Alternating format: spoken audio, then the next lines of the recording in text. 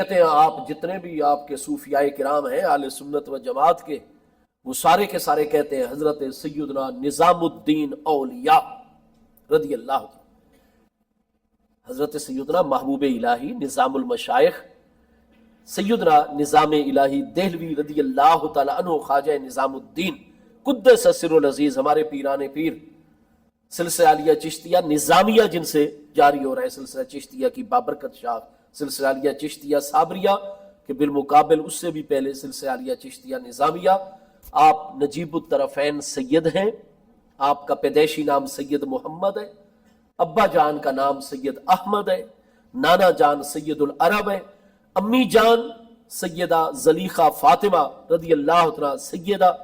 امام علی مقام امام حسین رضی اللہ عنہ کی اولاد امجاد، ابا جان سید احمد بن علی، آپ بھی حضور امام حسین رضی اللہ عنہ کی اولاد امجاد، تو نجیب الطرفین حسینی سید ہیں آپ۔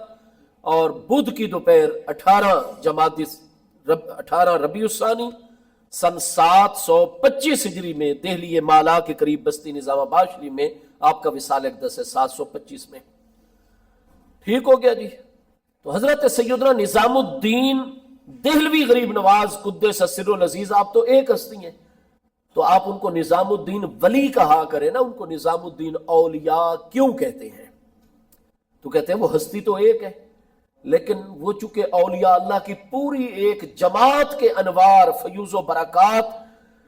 اپنے دامن میں سمیٹے ہوئے، اپنی ذات بابرکات میں جمع کیے ہوئے ہیں، مجمع المحاسن ہستی ہیں، اس لیے ان کو نظام الدین ولی کی بجائے تعظیماً جمع تعظیمی کا لفظ استعمال کرتے ہوئے ان کو نظام الدین اولیاء کہا جاتا ہے۔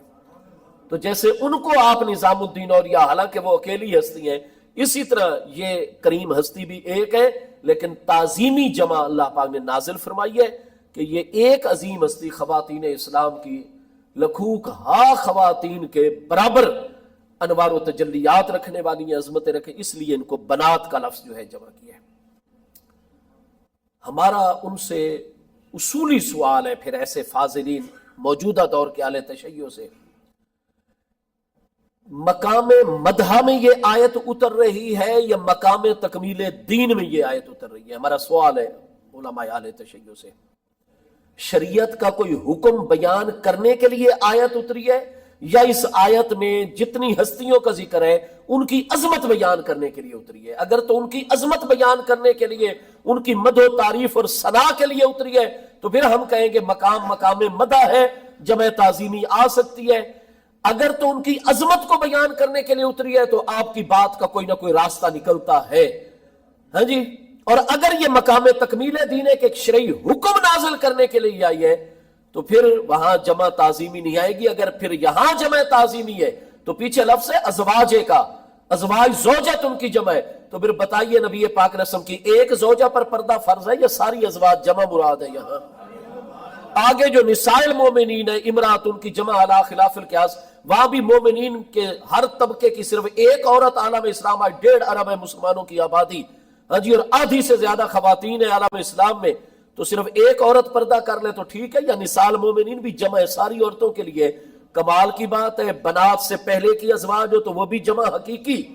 ہاں جی، اور بنات کے بعد نساء وہ بھی جمع حقیقی ہو، اور یہاں صرف بنات میں جمع تعظیمی ہو، ہاں ہم مان لیتے جمع تعظیمی اگر مقام مدح ہوتا، کیونکہ اصول ہے، ہاں جی۔ آپ کس لیے پڑھتے ہیں کتاب نحو کی؟ آپ کس لیے کتابیں پڑھتے ہیں علم بلاغت کی؟ یہ جو آپ نے المطول پڑھی، مختصر المعانی پڑھی، آپ نے دروس البلاغہ پڑھی، یہ کس لیے آپ نے استادوں کا ٹائم خرچ کیا اور اپنا سرمایہ بھی خرچ کیا، عمر بھی اتنی خرچ کی؟ وہ بھائی مقتضائے حال ہوتا ہے، یہاں ان ہستیوں کا مقام و مرتبہ بیان کرنے کے لیے اللہ نے یہ آیت نہیں اتاری، بلکہ ان ہستیوں کو پردے کا حکم کرنے کے لیے آیت مبارکہ اتری ہے۔ تو آیت بالاتفاق مقام مدح میں نہیں ہے بلکہ مقام تکمیل دین کے اندر ہے۔ تو تکمیل دین میں شخصیات کو نہیں مد نظر رکھا جاتا بلکہ حکم شرعی جو ہے اس کا نزول اور ورود کیا جاتا ہے۔ تو اس لیے یہ مقام تقاضا ہی نہیں کرتا یہاں جمع تعظیمی کا، چونکہ شرعی حکم ہے، اور وہ شرعی حکم پردے کا حضرات ساداتنا امہات المومنین محبوب علیہ السلام کی عزت و غیرت آپ کی ازواج مطہرات اور حرم محترم رضی اللہ تعالیٰ عنہ اجمعین کو بھی ہے، محبوب علیہ السلام کی ساری مقدس نورانی صاحبزادیوں کے لیے بھی ہے، اور محبوب کریم علیہ السلام کے تمام اہل ایمان امتی مردوں کی خواتین کے لیے بھی یہ حکم ہے۔ اس لیے جمع اپنی حقیقت پر ہے، اور جمع میں حقیقت جو ہوا کرتی ہے وہ عددی ہی ہوا کرتی ہے، لہذا جیسے ازواج جمع، بعد میں جیسے نساء جمع، اسی طرح بنات بھی جمع کا کلمہ اور صیغہ، اور جمع عددی ہے، یہاں جمع تعظیمی نہیں ہو سکتی ہے۔ اگر جمع تعظیمی ہے تو تم آج کے شیعہ فاضلین کو، مناظرین کو پتہ چل گئے، مصطفیٰ کریم علیہ السلام کو کیوں نہیں پتا چلا تھا جن پر قرآن نازل ہو رہا ہے؟ ہاں جی، آپ کی آل طیب کو، امام محمد الباقر سے آپ بڑے فاضل آگے جو کہتے ہیں محبوب کی چار مقدر، وہ کہتے ہیں یہاں جمع عددی ہے، جمع تعظیمی نہیں ہے۔ یہ کون فرما رہے ہیں؟ امام محمد الباقر رضی اللہ عنہ فرما رہے ہیں۔ سیدنا امام الائمہ حضور سیدنا امام جعفر الصادق رضی اللہ عنہ ارشاد فرما رہے ہیں، حضور امام الائمہ سیدنا امام ابو الحسن علی الرضا آپ کی صحیح اسناد کے مطابق فرما رہے ہیں، علامہ محمد بن یعقوب رازی کلینی فرما رہے ہیں، مامکانی فرما رہے ہیں، ابو عبداللہ ہمیری فرما رہے ہیں، یہ جتنے ائمہ اہل بیت اطہار معصومین امام محمد المہدی باقی کتاب کی تصدیق کر دیتے، لیکن چار بیٹیوں والا سلسلہ قلم زد کر دیتے کہ نہیں کلینی صاحب اس کو نکالو، میرے نانا جان کی ایک صاحبزادی صاحب ہے، چار نہیں، لیکن جو قائم آل محمد امام زمان ہے وہ بھی غار میں فرماتے ہیں چار ہی مقدس صاحبزادیاں ہیں۔ تم ان سے بڑے عالم آ گئے ہو شیعہ فاضل مناظرین، اپنی قوم میں بیٹھ کر تم جو ہے گھڑ لیتے ہو ایک مسئلہ، اور تمہاری ایسا زندہ جلسہ ہوتا ہے کہ وہ جھوٹ بھی ان کا ذاکر بولے وہ آگے پھر بھی نعرے لگا رہے ہوتے ہیں۔ ہمارا تو سنی عالم بھی تھوڑا سا بتقاضے بشری ادھر ادھر ہو جائے تو سارے اس کے خلاف شروع ہو جاتے ہیں۔ یہ ایک مثبت پہلو ہے کہ سنیوں میں دیوبند کو آپ دیکھیں گے بڑی شخصیت، وہ کہیں گے ہر صورت طارق مسعود مفتی نے پچھلے دنوں محبوب کریم علیہ السلام کتابت وحی کے حوالے سے کتنی گستاخی کی، لیکن دیوبند خاموش ہو گئے۔ ٹھیک ہے، شخصیت پرستی ہے، اہل تشیع کا یہی معاملہ ہے۔ آپ کو مبارک ہو، یہاں کسی کو دیکھا نہیں جاتا، لیکن اختلاف کے آداب جو بتائے گئے ہیں، اختلاف کریں علمی اپنے بزرگوں سے، لیکن آداب جو اختلاف کا طریقہ ہے، گالی گلوچ نہیں۔ تو بے گزارے یہ ہے کہ ان کا مجمع ایسا ہوتا ہے کہ وہ جھوٹ بھی بول رہے ہو، پتہ ہوتا ہے یہ غلط بات کر رہا ہے، لیکن وہ پھر بھی جناب ایسے نعرے، ایسے سارا کچھ۔ گزارے یہ ہے آپ نے اپنی قوم کا بھی جواب دینا ہے، آپ اہل علم لوگ ہیں، تو یہ ساری ائمہ اہل بیت اطہار، چار ائمہ معصومین ہستیاں، امام محمد المہدی رضی اللہ عنہ، آپ ان کو بھی جھٹلا رہے ہیں، آپ اپنی کتابوں کو بھی جھٹلا رہے ہیں، تو آپ غلط تعویل کر رہے ہیں لفظ بنات کی۔ نہیں، وہ جمع تعظیمی نہیں بلکہ جمع عددی ہے اور جمع حقیقی ہے۔ ٹھیک ہو گیا جی۔ اب ہمارے پیارے آقا کریم علیہ التحیات و تسلیم 25 سال کی عمر مبارک دنیاوی میں ہمارے پیارے آقا کریم علیہ التحیات و تسلیم کی عام الفیل کے 25ویں سال حضور ام المومنین سیدتنا طاہرہ خدیجۃ الکبریٰ رضی اللہ تعالی عنہا کے ہی پیغام بھیجنے پر اپنے کریم اور شفیق چچا جان حضرت ابو طالب سے مشورہ فرما کر محبوب علیہ السلام نے نکاح فرمایا۔ پہلی اولاد محبوب علیہ السلام کے بڑے بڑے فرزند حضور سیدنا و سید و سعادتنا سیدنا قاسم رضی اللہ تعالی عنہ کی شادی کے ٹھیک 1 سال بعد ولادت مبارکہ ہوئی 26 عام الفیل کے اندر۔ ٹھیک ہو گیا جی۔ تو جناب اب یہ ہے یعنی سن 696 سن 596 سن عیسوی بنتا ہے، 596 سن عیسوی، سیدنا قاسم کی ولادت کے 1 سال بعد محبوب علیہ السلام کی سب سے پہلی اور بڑی صاحبزادی صاحبہ حضور سیدتنا زینب رضی اللہ تعالی عنہا کی ولادت مقدسہ ہوئی۔ حضور ام المومنین سیدتنا طاہرہ خدیجۃ الکبریٰ رضی اللہ تعالی عنہا کی سگی ہمشیرہ محترمہ حضرت حالہ بنت خویلد، آپ ہیں خدیجہ بنت خویلد الاسدیہ رضی اللہ تعالی، آپ کی جو دوسری ہمشیرہ محترمہ ہے حالہ بنت خویلد الاسدیہ، سگی ہمشیرہ ہیں امی جان ابا جان کی طرف سے، تو وہ بھی شادی شدہ، ان کے ہاں بیٹا پیدا ہوا ابو العاص ابن الربیع، ٹھیک ہے جی، الاموی۔ اب یہ ہوا کہ محبوب علیہ السلام کی پیاری صاحبزادی صاحبہ اور حضور ام المومنین کا سگا بھانجا ابو العاص ابن الربیع، یہ پھر قریب قریب پروان چڑھ رہے ہیں۔ ابو العاص ابن الربیع رضی اللہ عنہ جو ہیں حضور ام المومنین رضی اللہ عنہ کے سگے بھانجے، ان کا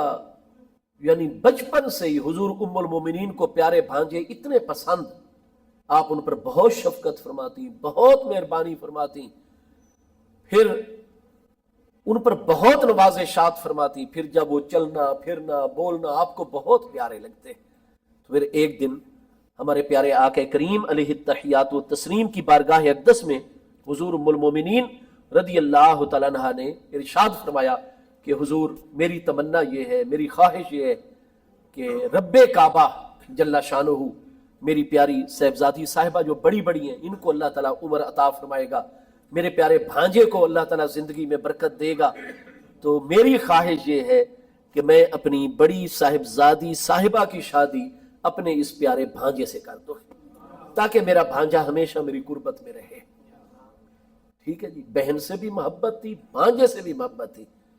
اور ہمارے پیارے آقا کریم علیہ التحیات و تسلیم آپ اپنے گھر والوں کا اتنا خیال فرماتے تھے، جس مسئلے میں تو اللہ تعالیٰ کے وحی جلی وحی خفی میں ارشادات عالیہ موجود ہو۔ قرآن پاک میں کل ما اتبع الا ما یوحا الیہ، ہاں جی، تو میرے پیارے محبوب کریم علیہ السلام کے حوالے سے 28ویں پارے سورہ تحریم میں تبتغی مرضات ازواجک، میرے پیارے محبوب علیہ السلام آپ کے اخلاق اتنے عالی اور بلند ہیں کہ آپ اپنی ازواج مطہرات رضی اللہ تعالی عنہن اجمعین کا اتنا خیال فرماتے ہیں اخلاقی طور پر کہ آپ چھوٹے چھوٹے معاملات میں بھی دیکھتے ہیں کہ یہ کس معاملے میں راضی اور خوش ہوں گی، آپ ان کی رضا کو تلاش کر رہے ہوتے ہیں۔ اور محبوب علیہ السلام کا فرمان ہے انا خیرکم لأہلی، روئے زمین کے تمام مردوں کے مقابلے میں اپنے گھر والوں کے لیے سب سے اچھا ہوں، محبوب علیہ السلام نے فرمایا۔ تو الغرض حضور ام المومنین رضی اللہ تعالی عنہا کی خواہش ہے، لہذا ان کی خواہش کو محبوب علیہ السلام نے پورا فرمایا، اور محبوب علیہ السلام کی سب سے پہلی اور سب سے بڑی صاحبزادی صاحبہ سلام اللہ تعالی علیہا و رضی اللہ تعالی عنہا حضور ام المومنین سیدتنا طاہرہ خدیجۃ الکبریٰ رضی اللہ تعالی عنہا کے سگے بھانجے حضرت سیدنا ابو العاص ابن الربیع الاموی ان کے نکاح کے اندر ہے۔ ان میں سے محبوب علیہ السلام کے سب سے پہلے اور سب سے بڑے نواسے پیدا ہوئے سیدنا علی بن زینب رضی اللہ تعالیٰ عنہ، پھر انہی میں سے محبوب علیہ السلام کی سب سے بڑی اور سب سے پہلی مقدس نواسی رضی اللہ تعالیٰ پیدا ہوئی سیدہ امامہ بنت زینب رضی اللہ تعالیٰ عنہ۔ یہ سیدنا علی بن زینب ان کا احادیث صحیحہ میں بار بار تذکرہ اور بار بار ان کا ذکر مبارک آ رہا ہے، اور حضرت سیدہ امامہ ان کا ذکر صحیح بخاری شریف پہلی جلد صفحہ 102 کتاب الصلاۃ میں کہ محبوب کریم علیہ السلام اپنے گھر مبارک میں دن کے وقت 2 نفل ادا فرما رہے تھے۔ حضور سیدہ زینب عالیہ رضی اللہ عنہا اپنی ان صاحبزادی صاحبہ سیدہ امامہ کو اٹھا کر، بچی چلنے پھرنے کے قابل، امی جان نے اٹھایا، پیارے ابا جان کی زیارت کو آئیں، اور جب آپ کے در دولت پر جلوہ گر ہوئی تو ابا جان نماز ادا فرما رہے، آپ تشریف فرماؤ گئی، گود میں پیاری بچی سیدہ امامہ ہے ان کی بیٹی، جب نانا جان علیہ السلام چونکہ کرم اتنا فرماتے ہیں، بے تکلفی اتنی دیتے ہیں، پیاری بچی کو نانا جان سے محبت شیفتگی اتنی ہے کہ فوراً امی جان کی گود سے اتری، اور نانا جان علیہ السلام میرے آقا کریم علیہ السلام جو نفل میں قیام میں تھے، جا کر سامنے کی طرف سے عین محبوب علیہ السلام کے نورانی قدمین اقدسین کے درمیان میں آ گئی، اور اپنے دونوں بازو محبوب علیہ السلام کی دونوں مقدس ٹانگوں کے گرد لپیٹ دی، ایسے ہمارا جپھی ڈال لی ایسے۔ اب بخاری شریف آپ یہ مقام پہلی جلد صفحہ 102 کتاب الصلاۃ اٹھائیں، محبوب کریم علیہ السلام نماز میں، اور جب مقدس نواسی سیدہ امامہ بنت زینب رضی اللہ عنہا وہ اتنی محبت کا پیاری بچی جو ہے مظاہرہ کر رہی ہیں، تو آپ نے نواسی صاحبہ کے ایسے بازو سے عمل قلیل کرتے ہوئے پکڑا، اٹھایا، اپنے سینے اقدس کے ساتھ لگا کر ان کا ایک بازو گردن مبارک پر ادھر گردن۔ حضور ام المومنین رضی اللہ عنہ فرماتی ہیں کان النبی صلی اللہ تعالی علیہ وآلہ وسلم یصلی وہو حامل امامہ، محبوب علیہ السلام کو دیکھا گیا آپ اس حال میں نماز نفل پڑھ رہے تھے کہ اپنی نواسی سیدہ امامہ کو آپ نے اٹھایا ہوا تھا.